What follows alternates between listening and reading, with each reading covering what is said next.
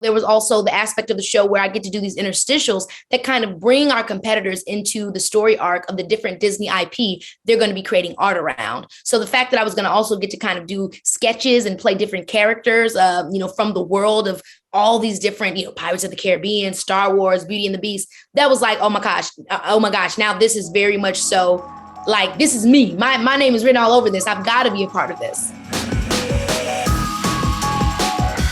Hi, Keke. Thank you so much for speaking with PopCulture today. How are you? Yes, I'm so good. Thank you for speaking with me. So we are so excited about Foodtastic. This is such a good spin on the usual cooking and food competition shows. Obviously, to be a part of a show like this, you have to be a foodie to host and to EP. So how did the project come about for you? Yeah, I mean, it was presented to me from Endemol and Disney, and they thought I would be a good host for it. And I was really excited. And once I seen that it was, of course, a food competition show, I was all in, except I didn't realize that it wasn't really about eating, because I was really excited about the aspect of I'm about to be on a show eating food all day. However, this is a lot more different than any other food competition show out there, because it's all about actually transforming food into something to be adored and viewed as art, changing things that we use, just to eat, and turning into a different piece, making an apple a cupcake, or making a gingerbread an actual structure, not just like a gingerbread house, but actual structure, making cities out of it. And so I was very blown away when I realized that that was even a thing that people do. And then on top of that, there was also the aspect of the show where I get to do these interstitials that kind of bring our competitors into the story arc of the different Disney IP they're going to be creating art around. So the fact that I was going to also get to kind of do sketches and play different characters, from the world of all these different, Pirates of the Caribbean, Star Wars, Beauty and the Beast, that was like, oh my gosh, now this is very much so like, this is me. My name is written all over this. I've got to be a part of this. Yes, and this is such a creative concept. And as you said, I love the aspect as far as the Disney IP being involved in it. And you talked about being involved in some of it, but did you have any input when it came to coming up with each food task, or what the competitors would have to actually create? Did you have any inclusion in that creative process? No, that was all the food artists. They always came up with their own ideas, and my main thing as a producer is to make sure that everybody's good on the show, make sure that all of our competitors feel comfortable, because in reality, food art competitions, you actually get like a week or in some change to create your art pieces. And in our show, you only get like a day or a day and a half. So we were really putting them to the test. So making sure everybody was good on the floor, making sure, our two new judges who never really done this in this realm before was also a very exciting part to assist and be support to as it came to me being a producer. So that was really my addition as far as production goes. And everything else, I allowed the food artists to kind of create on their own and come up with their ideas on their own. And of course, Disney owns their IP and always make sure that that's presented in the best way possible. And I'm sure you were wowed by the outcome of a lot of these Foodtastic sculptures. So how talented are the competitors? Were like, you walked away and were like, yeah, you could probably hire them to do a party or two for you, create a sculpture for one of your events. Exactly. I was very blown away, especially by a lot of the ice carving that I seen. It was just absolutely unbelievable. There was this one team that was both in the Muppets episode and in the Pirates of the Caribbean episode that I was just completely astonished by. I think about them often, actually, about how are they able to create that? It was just very inspired work. And it was also to the point of where Amirah and Benny are like, wow, too. And so that's the thing. When our judges are also saying, wow, Benny has been in so many different competitions and has won so many. When we see people that he's actually competed with showing up and stuff like that, that's when you know. Now, you mentioned that you were disappointed that you weren't going to be able to eat food all day. I'm sure I would have been disappointed myself. But as a fellow foodie, what are your guilty pleasures when it comes to food? Like, what do you absolutely have to have? What are your favorite foods? And one of my main guilty pleasures, I mean, I would literally have it just Uber to the house randomly, is snickerdoodle cookies. I love snickerdoodle cookies. They literally make me just feel like my childhood or something. I don't know how to explain it. It's just something about them feels so homey. So I love snickerdoodle cookies. And what are some foods that are off limits for you? What do you not enjoy? Man, what do I not enjoy? You know what? That's a very hard question, because I'm really that person that will try anything. Lately, I've realized that I have a very big sensitivity to gluten. So I definitely want to try to stay away from many things that involve that, because it definitely changes my mood and the way that I feel. It's crazy as we get older, what we discover about ourselves and our health and stuff like that. But there's not many foods that I really will say no to. Maybe eel. Oh, not God. a fan of that one. And how fun overall was this project, being a producer, being a host? What are you looking forward to viewers really taking in from this competition series?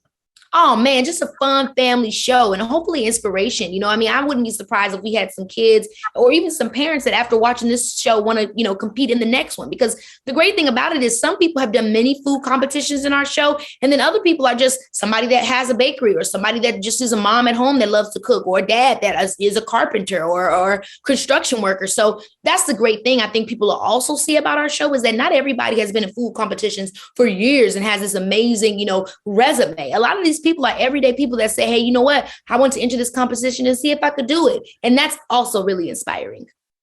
Well, it's been a pleasure speaking with you. I definitely look forward to watching how the season unfolds.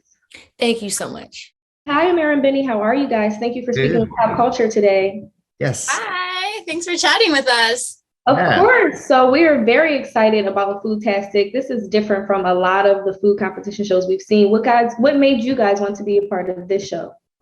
Well, Disney. The fact that it's a different show.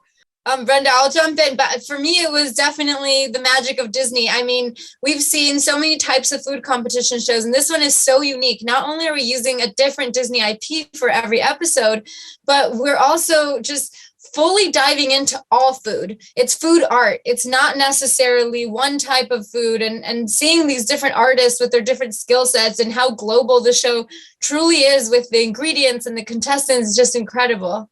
To have a food art competition on TV, the fact that we can see artists create beautiful, stunning, amazing edible pieces of art using different type of food, such as vegetables and fruit, and using iconic IP Disney characters with some Disney scenes involved into the concept, is just something amazing. And what elements were you looking for most in the contestants? Obviously, the sculptures, I'm sure, as I saw from the clips, turned out to be gorgeous, but what were the factors that you were looking into from each competitor? Everyone brought such a different and unique skill set, right? You have someone who works with chocolate, someone who works with pumpkin carving, someone who works with ice. And so it's really hard to actually pinpoint what each person brought to the table. Mm-hmm. But one thing overall in the builds, apart from having to nail a Disney character and make sure that it's recognizable and that the story is true to the character, one of the things that we constantly were looking for was how uniquely they transformed an actual food instead of just placing the food on there. Is it that they painted it, they carved it, they sculpted something? Transformation of the food was very key to everything. And not just that, how many different types of foods that they would use definitely took play in terms of figuring out what was the best. Because I think that, we've seen a lot of food competitions out there where we use a lot of cake, and don't get me wrong, I'm huge cake fan, obviously, but I just loved seeing them use so many different types of foods to create texture and color. And I have to add that a lot of these contestants or artists, it was the first time working with specific mediums. And I love the fact that we were able to experience them live, pushing themselves forward to work with those mediums that they never worked before. And the final products were just stunning. Speaking of the final products being stunning, I'm sure you guys had a lot of wow moments with the sculpture designs. I spoke with Keke Palmer prior to you guys, and she said that one of the things that impressed her the most was your reaction to a lot of the designs that the contestants were able to come up with. So can you speak a little bit to that? Yes, to me personally, I was blown away by the way that some artists use the specific mediums. I don't want to go into specific details because I don't want to give all the aspects of the show, all the details of the shows.